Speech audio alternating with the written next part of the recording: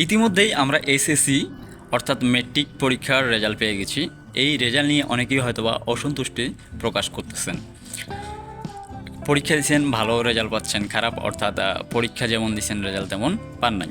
তো আপনারা চাইলে বোর্ড চ্যালেঞ্জ করতে পারেন আপনাদের হাতে থাকা ফোনটি দিয়ে। নেট লাগবে না, বোতাম ফোন হলেও হবে। তো আজকে আমি বোর্ড চ্যালেঞ্জ কিভাবে করে এই প্রসেসটাই দেখাবো। অবশ্যই আপনাদেরকে সম্পূর্ণ ভিডিওটি দেখতে হবে। তো মূল ভিডিওটি শুরু করা যাক। আর মূল ভিডিওটি শুরু করার আগে বরাবরের মতো একটি কথা বলতে চাই, আপনারা যদি আমার চ্যানেলে নতুন হয়ে থাকেন আর এই ভিডিওটি যদি ইউটিউব চ্যানেল থেকে দেখে থাকেন, চ্যানেলটি সাবস্ক্রাইব ও পাশে থাকা বেল আইকনটি বাজিয়ে দিবেন। বোর্ড চ্যালেঞ্জ কীভাবে করতে হবে এই নিয়ে শিক্ষা বোর্ড একটি নোটিশ প্রদান করেছে, সেই নোটিশটি আমরা দেখে নিব।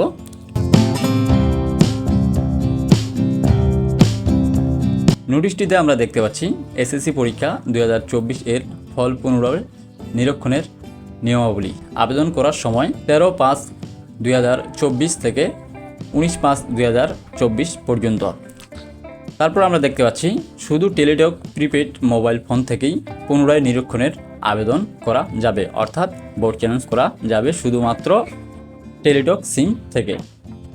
তো আপনাদের যদি কারো টেলিটক সিম না থাকে তাহলে আপনাদের আশেপাশে যাদের আছে তার কাছ থেকে সিমটি নিয়ে নেবেন।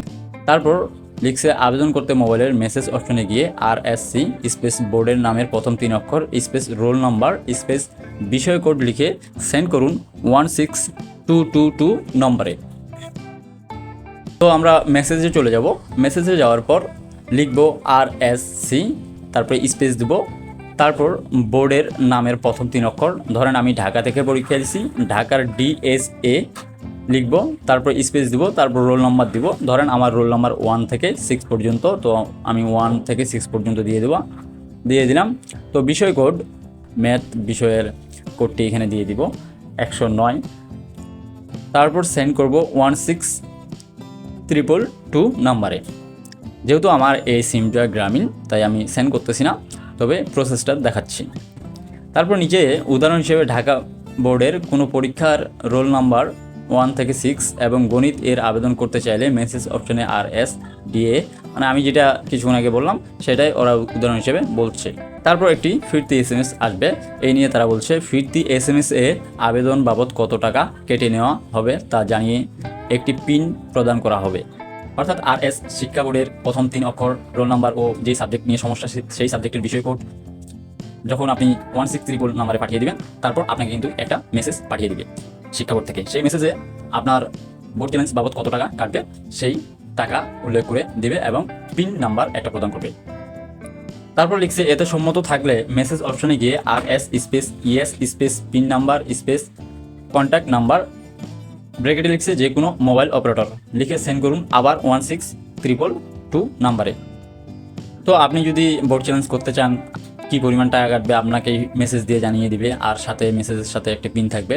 তো এতে যদি আপনি সম্মত থাকেন তাহলে মেসেজ অপশনে আবার যেতে হবে আপনাকে, তারপরে RSC লিখে অবশ্যই বড় কথা লিখতে হবে, স্পেস দিয়ে ইয়েস লিখতে হবে, YES লিখে তারপরে পিন নাম্বারটা, ধরেন আমার পিন নাম্বার 1234, তো তারপরে স্পেস দিয়ে কন্ট্যাক্ট নাম্বার, আপনি যে কোনো কন্ট্যাক্ট নাম্বার দিতে পারেন আপনার পার্সোনাল, গ্রামীণ থাকলে গ্রামীণ, এয়ারটেল থাকলে এয়ারটেল, এটা নিয়ে কোনো সমস্যা নেই, আপনার সাথে যেন কন্ট্যাক্ট করতে পারে তারা যদি কোনো সমস্যা হয়। তারপর একটু নিচের দিকে লক্ষ্য করলে আমরা দেখতে পাচ্ছি উল্লেখ্য পুনরায় নিরীক্ষণের ক্ষেত্রে একই SMS এর মাধ্যমে একাধিক বিষয়ের জন্য আবেদন করা যাবে।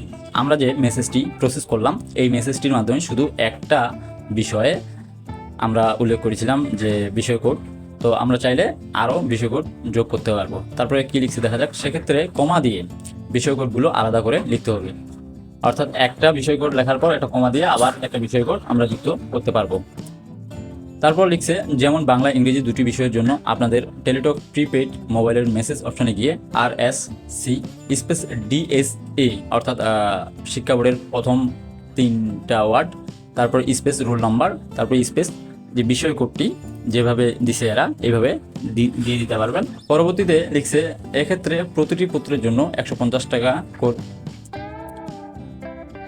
পরবর্তীতে লিখছে এক্ষেত্রে প্রতিটি পত্রের জন্য 150 টাকা হারে ফি প্রযোজ্য হবে, অর্থাৎ একটা বিষয়ের জন্য যদি আপনি বোর্ড চ্যালেঞ্জ করেন 150 টাকা ফ্রি প্রযোজ্য হবে।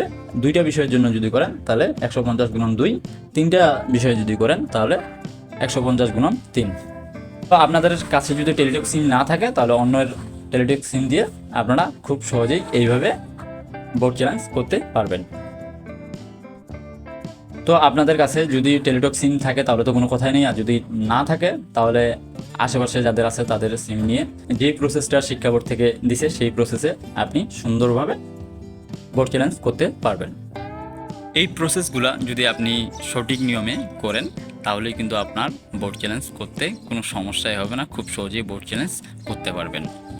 তো আজকের মতো এখানেই বিদায় নিচ্ছি। আমি আরাফাত আরিফ, আবারও দেখা হবে নতুন কোনো ইন্টারেস্টিং ভিডিও নিয়ে। আল্লাহ হাফেজ।